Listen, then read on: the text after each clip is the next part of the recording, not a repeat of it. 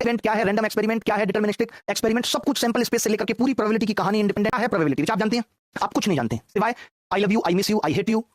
I hate you तो आप ज्यादा जानती हैं, मुझे मालूम है आपके बारे में, ठीक है। चलिए शुरू करते हैं आज की क्लास। तैयार है सब?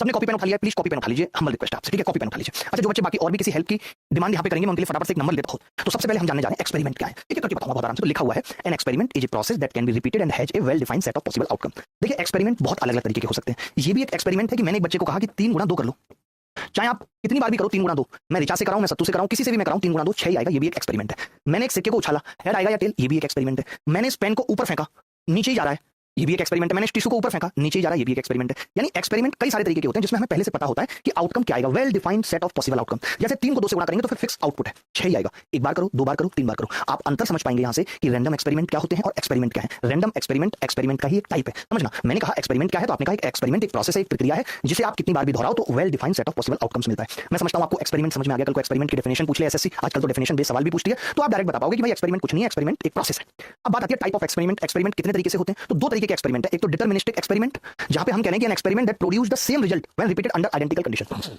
एक प्रयोग जो हर बार सेम रिजल्ट दे रहा है उसको हम कहते हैं डिटरमिनिस्टिक एक्सपेरिमेंट। यानी ऐसे एक्सपेरिमेंट जैसे 2 को 3 से गुणा करना, कितनी बार भी कर लीजिए, अगर आप इस पृथ्वी पे 2 को 3 से गुणा करते हैं तो आपको 6 ही मिलेगा। हो सकता है मार्स पे उनकी गणित अलग हो, तो इसे हम क्या कहेंगे, डिटरमिनिस्टिक एक्सपेरिमेंट। या फिर throwing A ball in the sky, ये मैंने क्यों कहा है अंडर आइडेंटिकल कंडीशन, क्योंकि देखिए मार्स पे अगर आप एक गेंद को हवा में उछालते हैं तो जरूरी नहीं है वो नीचे आएगी। चंद्रमा में भी शायद नीचे नहीं आती है, अलग स्पीड से आती है। मुझे ज्यादा नॉलेज नहीं है इसकी, मैं पृथ्वी पे रहता हूं, पृथ्वी की बातें मुझे पता है कि पृथ्वी पे अगर आकाश में गेंद उछाली जाए तो वो जमीन पर ही आएगी। इसको हम क्या कहते हैं, ये होता है डिटरमिनिस्टिक एक्सपेरिमेंट। तो पहले हमने एक्सपेरिमेंट जाना, अब हमने बात की डिटरमिनिस्टिक एक्सपेरिमेंट की।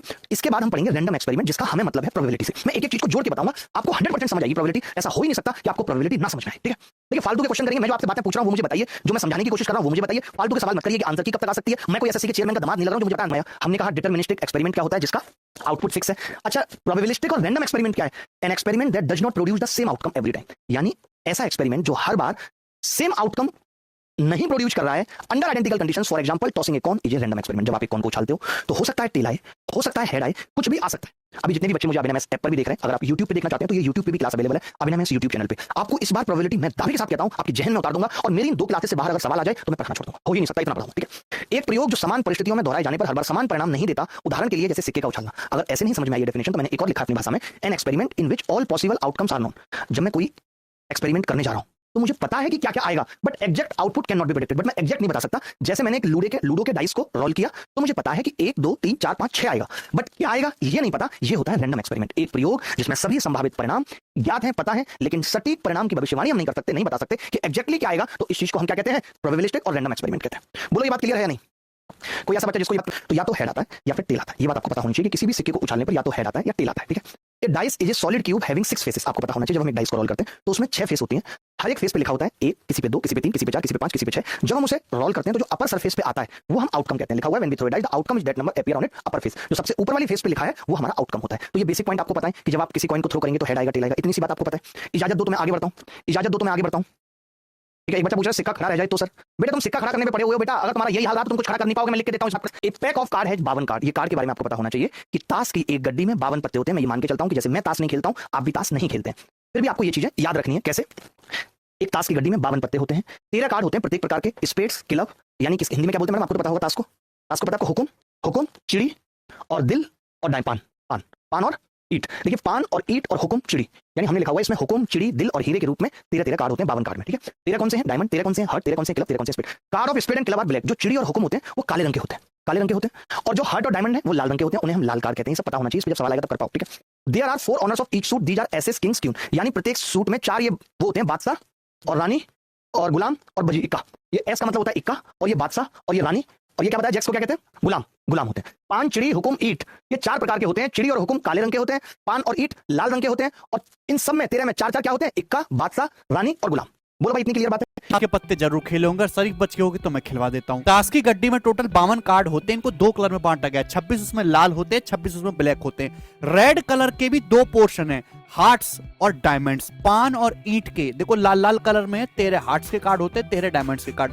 ब्लैक कलर के भी टोटल 13 हो जाएंगे। स्पेड्स, इनको हुकुम बोलते हैं, 13 कार्ड।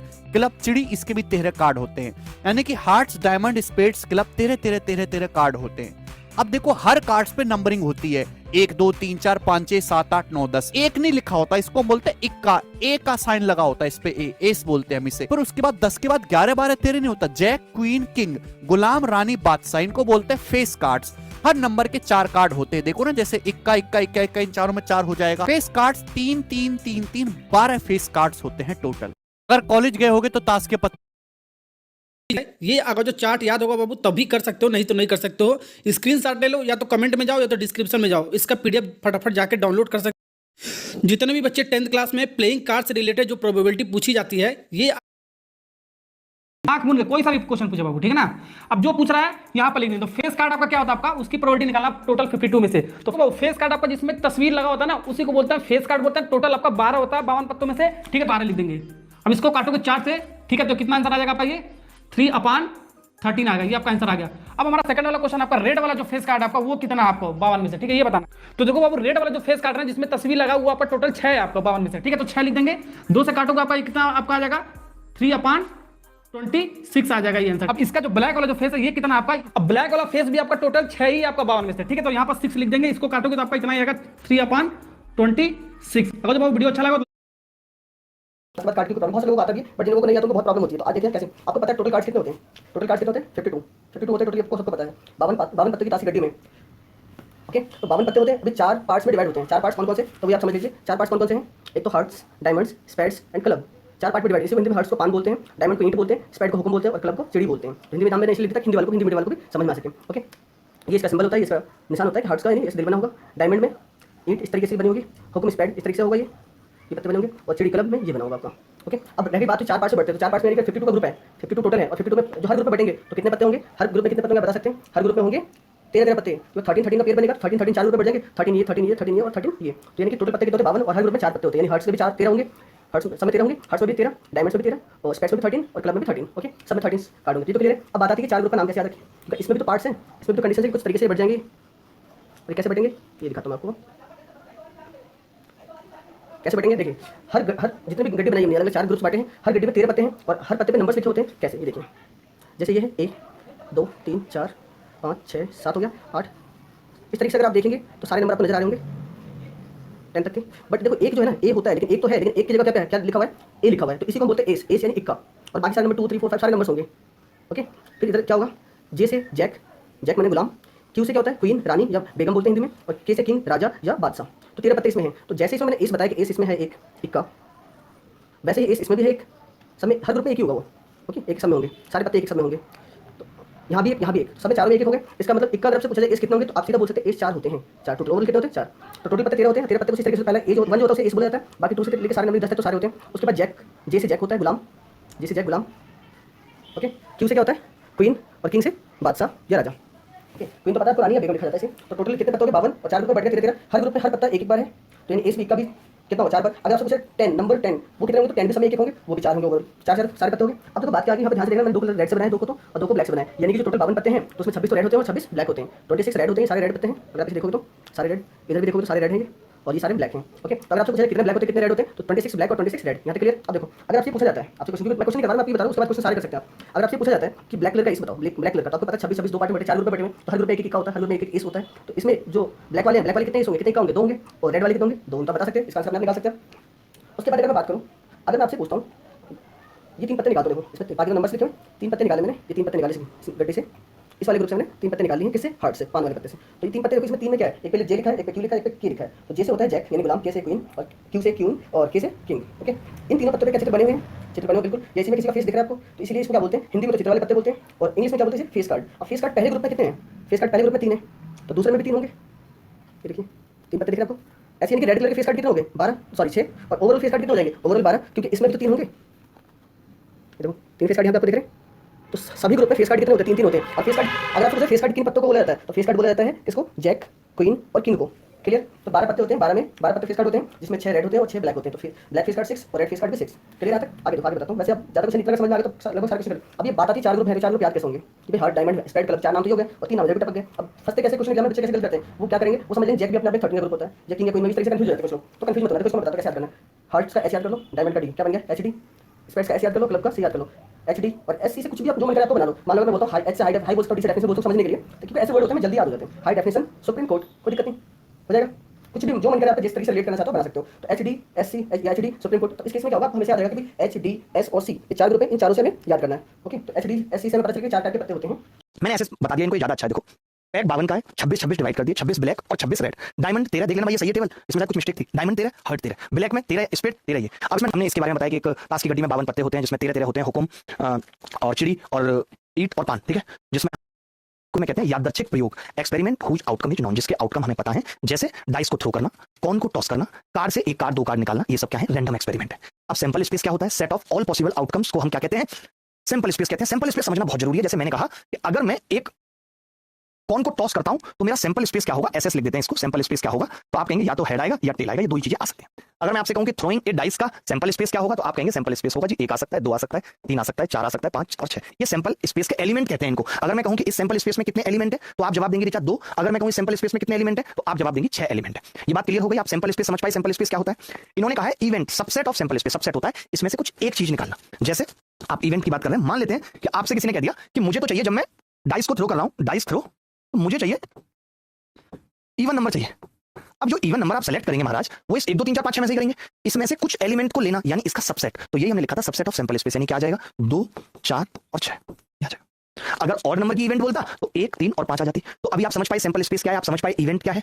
यादृच्छिक प्रयोग हिंदी में कहते हैं रैंडम एक्सपेरिमेंट को, वह प्रयोग जिसका परिणाम ज्ञात हो। पासा फेंकना, सिक्का उछालना, कार्ड निकालना, नमूना स्थान, सभी संभावित परिणामों का सेट। क्या क्या पॉसिबिलिटी है जब मैं एक डाइस को उछालूंगा, 1 2 3 4 5 6 आ सकता है। इवेंट क्या है, नमूना स्थान का उपसमूह। जैसे हमसे उसने कह दिया कि भैया आप ये बताओ कि एक सिक्के को उछाला है तो इवन नंबर क्या क्या हो सकते हैं, तो इवन नंबर 2 4 6 हो सकते हैं, 8 नहीं हो सकता क्योंकि आता ही 6 मैक्सिमम। इसका जो सबसेट होगा, सबसेट का मतलब है इस कमरे में मैं ये लड़की दोनों क्या है, सबसेट है इस कमरे की, क्योंकि हम इस कमरे का ही हिस्सा है। सबसेट मतलब हिस्सा, हिस्सा मतलब पार्टीशन। मैं ये भी कह सकता हूं सबसेट से मतलब मेरा यहां क्या है, partition of sample. When we perform an experiment then the set S of all possible outcomes is called the sample space. जब हम कोई प्रयोग करते हैं तो सभी संभावित परिणामों के समष्टि को प्रतिदर्श समष्टि कहते हैं। In tossing coin sample space head या टेल, एच मतलब हेड, टी मतलब टेल। मैंने कहा इन टॉसिंग 2 कॉइन्स देन, 2 सिक्कों को उछालने पर S H H H T. देखो 2 सिक्कों को उछालने तो हो सकता है दोनों में हेड आ जाए, हो सकता है पहले में हेड दूसरे में टेल आ जाए, हो सकता है पहले में टेल दूसरे में हेड आ जाए, हो सकता है दोनों में टेल टेल आ जाए। तो ये क्या है, 2 सिक्कों को उछालने पर सैंपल स्पेस है। मैंने कहा एक डाइस को रोल कर रहे हैं तो सैंपल स्पेस 1 2 3 4 5 है। कोई डाउट है तो यहां तक बताओ। सैंपल स्पेस समझ आया, इवेंट टेल आया, ये इवेंट है। तो इवेंट समझ गए, सैंपल स्पेस समझ गए, यहां तक किसी को कोई दिक्कत तो नहीं है। प्रभात लंगड़ा कह रहे हैं कि मुझे मजा नहीं आता। प्रभात आपको मजा सिर्फ एक चीज में आता है, मैं बोलूंगा नहीं। टाइप्स ऑफ इवेंट समझना बहुत जरूरी है।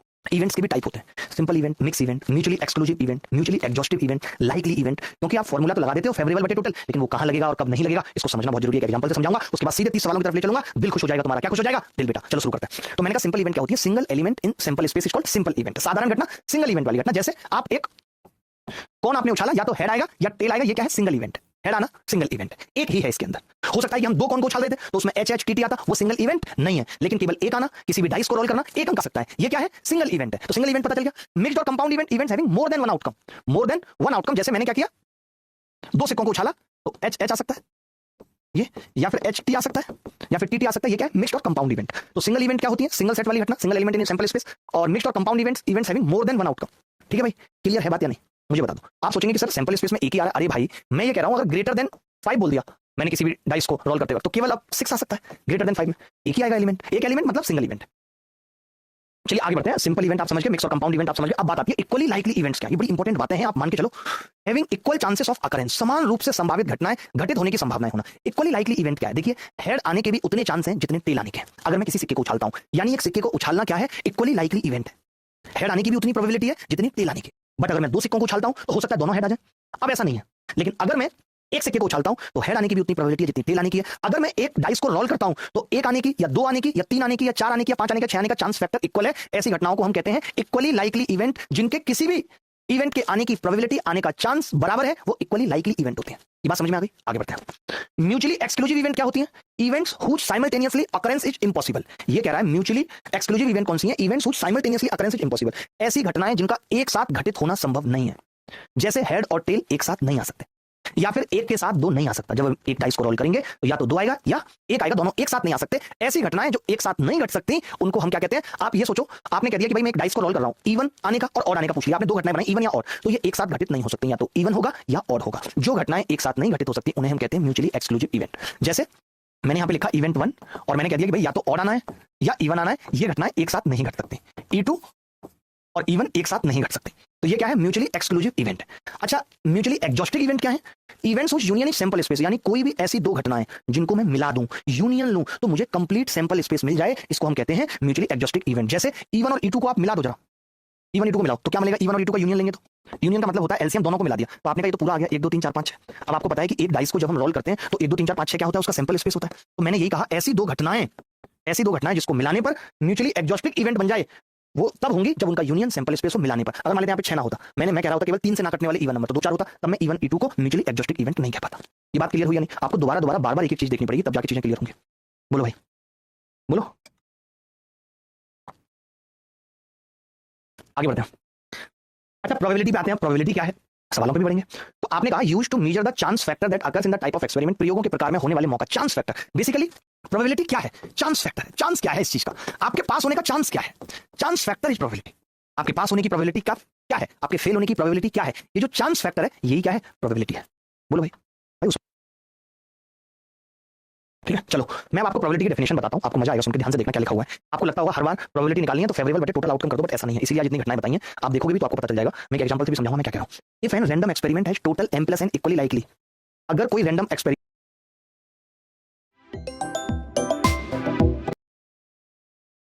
को then probability of occurrence of event E, ये समझ लो ये फॉर्मूला कर दो, बट ऐसा नहीं है। इसीलिए आज जितनी घटनाएं बताई हैं आप देखोगे भी तो आपको पता चल जाएगा। मैं एक एग्जांपल से भी समझाऊंगा मैं क्या कह रहा हूं। If an random experiment has total m + n equally likely, अगर कोई रैंडम एक्सपेरिमेंट में इक्वली लाइकली या म्यूचुअली एक्सक्लूसिव और म्यूचुअली एग्जॉस्टिव आउटकम है, out of which m favour कर रहा है घटना ई को, then probability of occurrence of event E, ये समझ लो ये फॉर्मूला वहीं लगेगा जहां पे इवेंट इक्वली लाइकली हो, म्यूचुअली एक्सक्लूसिव हो और म्यूचुअली एग्जॉस्टिव हो, तब तो ये फॉर्मूला लगेगा, नहीं तो ये फॉर्मूला नहीं लगेगा। इतना समझ लीजिए, आपको भी पता लग जाएगा कि फिर कब लगेगा कहां लगेगा। एक एग्जांपल से इस बात को एकदम क्लियर कर दूंगा। विधि त्रिपाठी आप बात करने आई हैं, प्रभात प्लस विक्की ही सही है, बाकी तुम दोनों बना लो मुझे अपना। देखो कैसी बात कर रही है विधि, आपसे ये उम्मीद नहीं थी। आप यहाँ ये ऑफर देने आई हैं कि तुम दोनों बना लो मुझे अपना। द्रौपदी समझती हैं आप अपने आप को? अगर हमारे पास दो इवेंट है किसी भी सैंपल स्पेस U का और उसके पास अगर कोई भी कॉमन एलिमेंट नहीं होगा, यानी both have no common element, तो उसी को हम लोग क्या कहते हैं, mutually exclusive, mutually exhaustive event. अगर दो इवेंट हमारे पास है सैंपल स्पेस के और वो यूनाइट हो जाते हैं, मतलब मिल जाते हैं, और मिलने के बाद अगर वो U देते हैं, okay, that means A union B करेंगे तो हमारे पास U आना चाहिए। तो इस केस में हमारा दोनों इवेंट यानी A और B क्या होता है, म्यूचुअली एग्जॉस्टिव इवेंट होता है। जैसे U हमारे पास क्या है 1 से लेकर 9 तक, A हमारे पास है 1 3 5 7 9, B हमारे पास है 2 4 6 8।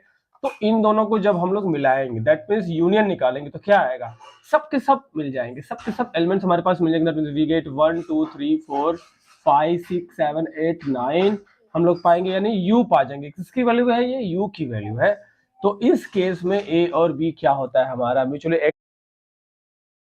तो उसी को हम लोग क्या कहते हैं, म्यूचुअली एक्सक्लूसिव इवेंट्स। ओके, जैसे U हमारे पास हो 1 से लेकर 9 तक, 1 2 3 4 5 6 7 8 9, एंड A हमारे पास हो 1 3 5 7 और B हमारे पास हो क्या 2 4 6 8।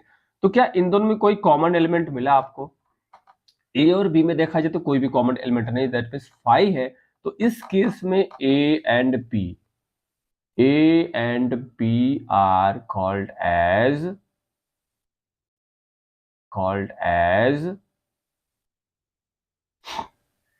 mutually exclusive events. Okay? कम से फॉर्मूला लिख लीजिए, फिर मैं एक एग्जांपल से समझाता हूं कि मैंने ऐसा क्यों कहा है। ये फॉर्मूला तभी लगेगा जब इक्वली लाइकली या म्यूचुअली एक्सक्लूसिव और म्यूचुअली एग्जॉस्टिव इवेंट होंगे, ये फॉर्मूला तभी लगेगा, अन्यथा नहीं लगेगा। इस बात को मैं एग्जांपल से समझाता हूं भाई, बोलो ठीक है। चलिए अब मैं समझाता हूं आपको, एक एग्जांपल से समझाता हूं, फिर हम सवालों पे आएंगे। जैसे ये पहले आप समझ लो दोबारा से और अच्छे से कि म्यूचुअली एक्सक्लूसिव इवेंट होती क्या है।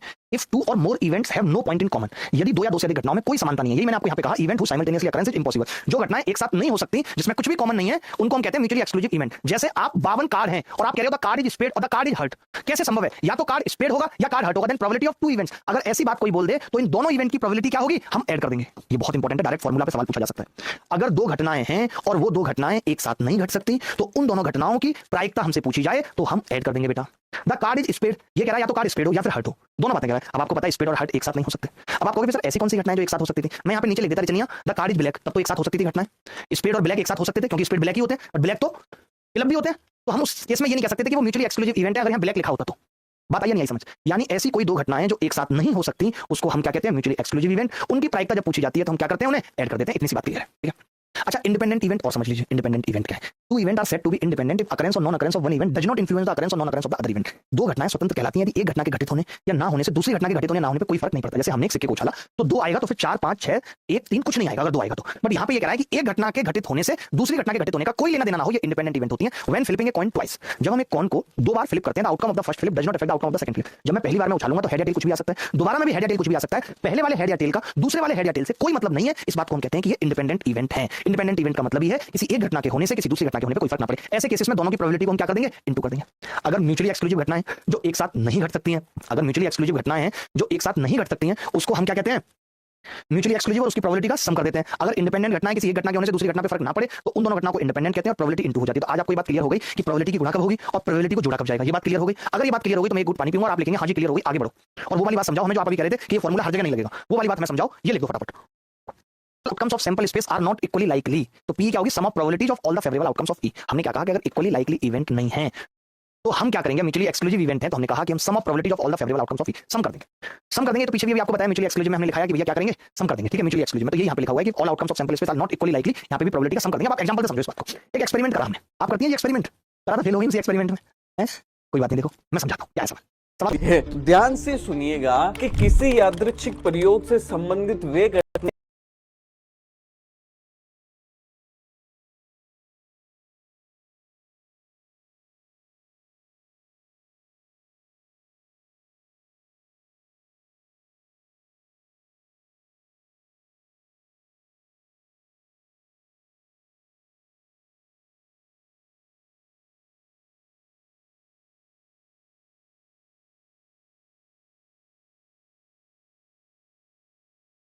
Then toss it again. ये कह रहा है अगर आपने एक सिक्के को उछाला और आपको सिर दिख गया तो दोबारा उछालना है। तो पहली घटना है गेटिंग टू हेड्स, दूसरी घटना है गेटिंग एन ऑड नंबर, तीसरी घटना है गेटिंग टेल इन आउटकम। तीन घटनाएं हैं, मैं इसको इंग्लिश में दिखाता हूं, अब आप समझो। पहले आप लिख लो, हिंदी आपने देख ली, अब आप समझो सवाल क्या है, इसको मत देखो।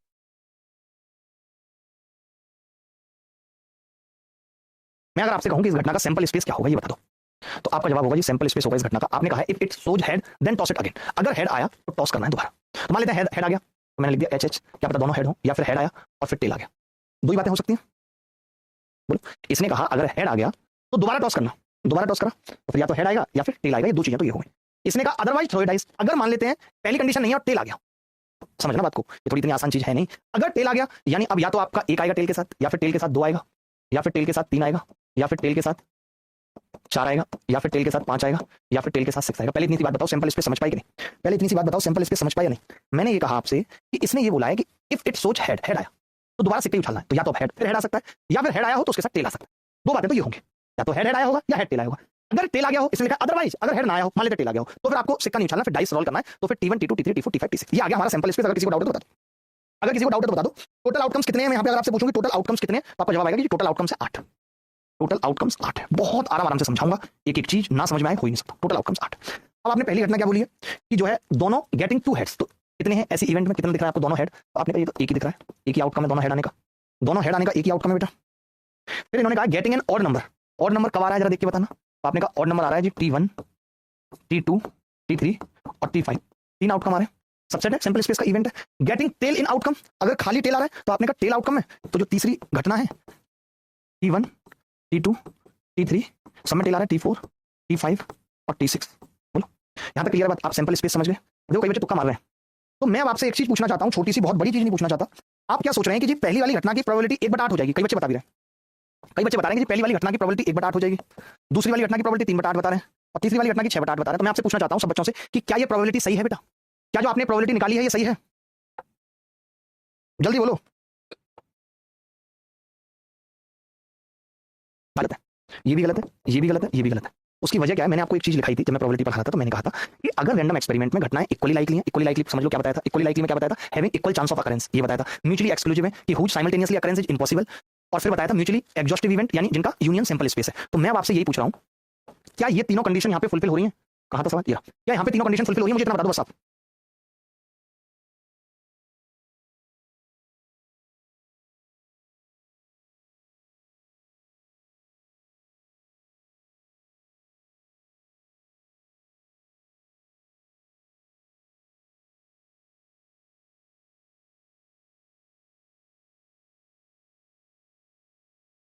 बताया फॉर्मूला हम तभी लगा सकते हैं जब इक्वली लाइकली हो, म्यूचुअली एक्सक्लूसिव हो और म्यूचुअली एग्जॉस्टिव हो। मैंने इक्वली लाइक में कहा कि having equal chance of occurrence. तो देखिए इसमें ये म्यूचुअली हेड ये सब म्यूचुअली एक्सक्लूसिव है क्योंकि एक साथ नहीं घट सकते, ये बात भी सही है। ये सारा अगर हम जोड़ दें इन तीनों को तो हमें ये भी मिल रहा है, म्यूचुअली एग्जॉस्टिव भी सही है क्योंकि सबका यूनियन लेने पर सैंपल स्पेस मिल रहा है। बट ये इक्वली लाइकली नहीं है, समझ रहे हो बात को? ये इक्वली लाइकली नहीं है कि हेड आने की वो प्रोबेबिलिटी नहीं है जो हेड टी आने की है, टी वन आने की वो प्रोबेबिलिटी नहीं है। आप मुझे बताओ क्या इसकी प्रोबेबिलिटी और इसकी प्रोबेबिलिटी बराबर है? नहीं है, तो ये इक्वली लाइकली नहीं है। और जब ये इक्वली लाइकली नहीं है तो ये फॉर्मूला नहीं लगेगा, आपका उत्तर ये नहीं हो सकता, ये उत्तर गलत है, ये मैंने बताया आपको। फिर मैंने क्या कहा, फिर क्या करेंगे? फिर आपने कहा कि जी अगर ऐसा होगा तो हम सबकी प्रोबेबिलिटी को क्या करेंगे? ऐड कर देंगे निकाल के। तो देखो भैया अब आप मुझे बताओ एच की प्रोबेबिलिटी क्या होगी? एक बार हेड आने की प्रोबेबिलिटी तो आपने कहा 1/2, फिर एक बार हेड आने की प्रोबेबिलिटी 1/2, तो ये आ गया 1/4।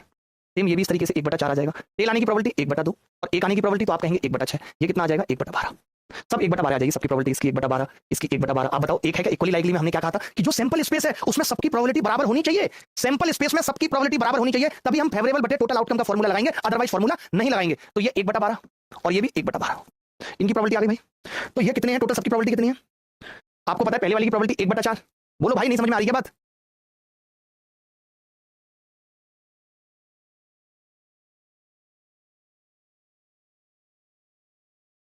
कितनी आ गई हेड की? तो इसकी तो आपने क्या निकाली? 1/4 निकाल दी। 1/2, 1/4, 1/4 कैसे आई? हेड आने की प्रोबेबिलिटी 2 में 1/2, इस हेड आने की प्रोबेबिलिटी भी 1/2, तो हेड आने की प्रोबेबिलिटी क्या आ गई? 1/4। फिर मैंने कहा टेल आने की प्रोबेबिलिटी तो आपने कहा 1/12, अब 3 है टोटल, तो 1/12 क्या बोला था कि प्रोबेबिलिटी जोड़ देंगे 1/12, 1/12, 1/12, तो कितना आ गया टोटल?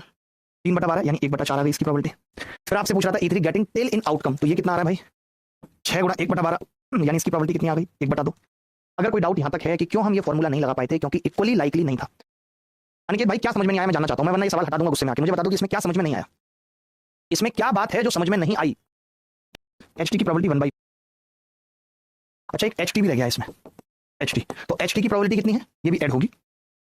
HT की प्रोबेबिलिटी 1/4, तो ये आ जाएगा 3/4। तीनों घटनाओं की अलग अलग प्रोबेबिलिटी निकाल दी। अब मुझे बताओ कि यहाँ पे डाउट है, E3 में टेल नहीं है, सिर्फ टेल भी है। मैंने कहा ना टेल लिखा है, E3 क्या था? गेटिंग टेल इन आउटकम, तो टेल यहाँ पे भी आ रहा है, HT में भी टेल 1 2 3 4 5 टोटल 7 थे इसमें, टेल में टोटल 7 थे। मुझे डाउट बताओ कि यहाँ पे ये डाउट है। मैं बस ये बताना चाह रहा था आपको कि अगर इक्वली लाइकली नहीं है, आपने उत्तर कैसे बता दिया था? आपने कहा था 1/8 बता दी थी इसकी प्रोबेबिलिटी। मैंने क्या कहा? गलत है। अगर सैंपल स्पेस के सारे एलिमेंट की प्रोबेबिलिटी सेम नहीं है, आने का चांस सेम नहीं है, इक्वली लाइकली नहीं है, तो हम 1/, ये गलती बहुत लोगों से होती है। जब भी कभी ऐसा सवाल आता है आप क्या करते हैं? गेटिंग 2 हेड्स, क्या करते हैं? गेटिंग 2 हेड्स 1/8, गलत हो गया ना? प्रोबेबिलिटी क्या है? 1/4। अब आप समझ पाओगे getting tail T1 T3 T5, तो हमें क्या करना पड़ेगा? अलग अलग प्रोबेबिलिटी निकालनी पड़ेगी। टेल आने की प्रोबेबिलिटी 1/2, एक आने की प्रोबेबिलिटी 1/6, यानी इतने से पार्ट की प्रोबेबिलिटी 1/12 है, इसकी भी 1/12 है, इसकी भी 1/12 है, इसकी भी 1/12 है, जोड़ दी तीनों की 1/4 उत्तर आ गया। आप समझ पाएगा?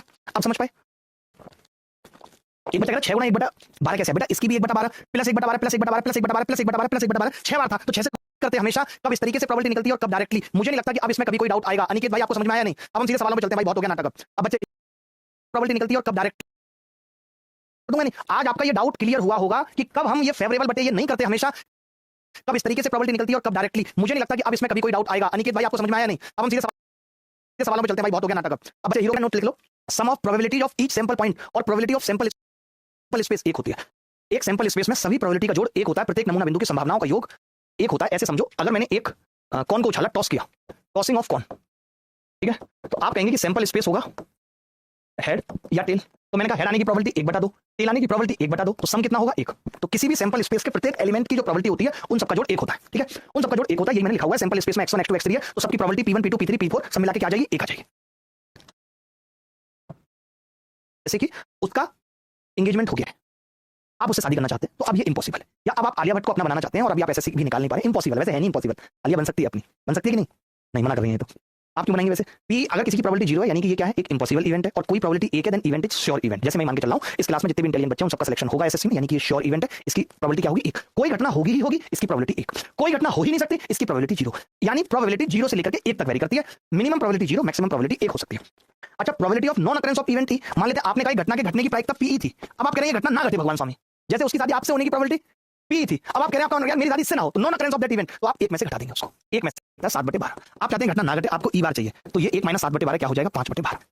क्या हो जाएगा? 5/12। क्लियर है बात? पहला सवाल क्या कह रहा है कि प्रोबेबिलिटी एक्सप्रेस्ड एच। देखिए जो प्रोबेबिलिटी होती है, मान लेते किसी चीज की 1/5 आई, तो रेशियो में भी लिख सकते हैं उसको, रेशियो में भी लिख सकते हैं कि नहीं, परसेंटेज में भी लिख सकते हैं, 20% भी प्रोबेबिलिटी है, और प्रोपोर्शन से यहाँ मतलब है फ्रैक्शन या दशमलव या डेसिमल। इसी प्रोबेबिलिटी को 0.2 भी लिख सकता हूँ, तो ऑल ऑफ दीज हो जाएगा।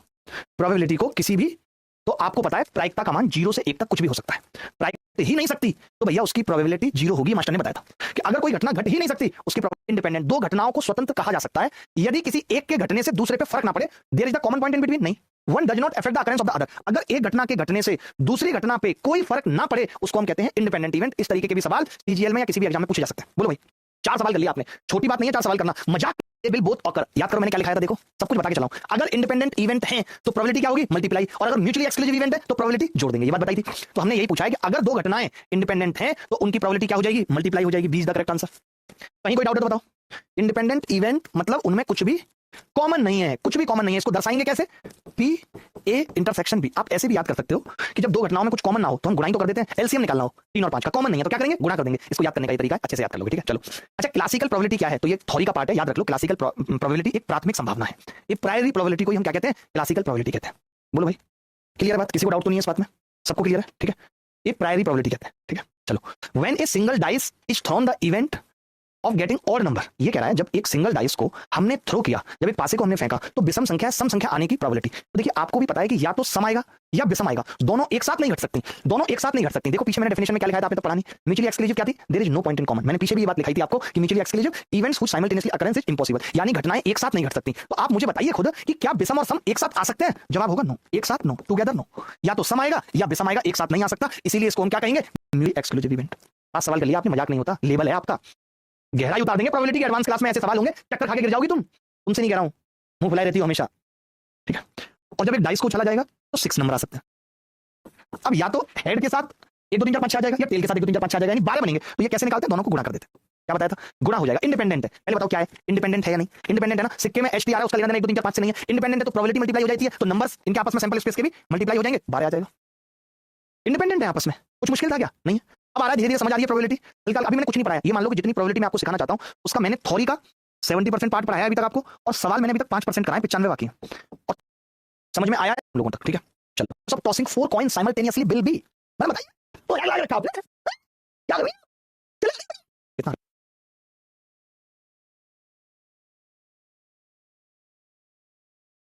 इसके हेड का इसके टेल से कोई संबंध नहीं है, इसके हेड का इसके टेल से कोई संबंध नहीं है, और जब दोनों का संबंध नहीं है तो सैंपल स्पेस निकालने के लिए गुणा कर देंगे, 16 आ जाएगा। अब आप कई लोग क्या करेंगे पता है, बनाएंगे बैठ के H H H H H H H T H H T T H T T T, क्या करोगे बताओ, अभी बोलो। यहाँ पे क्लियर है रिचा साहब, आप बताइए, आपको क्लियर है, ये सवाल पेपर में आया है रिचा साहब। आगे बढ़े, ठीक है। अगला सवाल है, जब 2 सिक्कों को एक साथ उछाला जाता है तो कम से कम एक टेल प्राप्त करने की संभावना क्या है। मजा आएगा, अब असली आएगा, अब मजा। देखो मैं कह रहा हूँ 2 सिक्कों को सैंपल स्पेस लिखता हूँ, आपको समझाने के लिए लिखना पड़ा। सैंपल स्पेस क्या है, 2 सिक्कों को उछाला है तो या तो दोनों में हेड आ जाएगा, या दोनों में टेल आ जाएगा, या पहले में हेड दूसरे में टेल, या पहले में टेल दूसरे में हेड, इसके अलावा तो कुछ नहीं आएगा। 4 बनेंगे, 2 गुणा 2। आप 2 गुणा तो डायरेक्ट भी कर सकते थे, लिखने की जरूरत नहीं होती। आपको पता है एक सिक्का उछालना 2 चांस होते हैं आने के, 2 गुणा 2 4, सिंपल। अब आपको इवेंट आपका क्या है, आप कह रहे हैं कम से कम एक टेल, इसमें तो एक भी नहीं है, ये नहीं लेंगे, या तो 2 टेल आ जाए या एक टेल, कम से कम एक टेल तो होना ही चाहिए। ये हो गया। हमने क्या बताया था कि प्रोबेबिलिटी निकालनी है, तो हमारे फेवर में कितने आ रहे हैं, 3, टोटल कितने, 4, 3/4 प्रोबेबिलिटी आ गई। क्या सवाल मुश्किल था, क्या ये सवाल मुश्किल था, एक एक बात समझ में आ रही है नहीं आ रही, मुझे बता दो क्लियर, क्या ये बात क्लियर है, बोलो भाई, ठीक है। आगे बढ़े, गजब बंदा है जी, बंदा तो बंदी है, बंदी पहले 8 साल जेल में रही, बंदी बना के रखा लोगों ने। वैसे बंदी कुछ होता नहीं है, आपने भजन सुना होगा, ए मालिक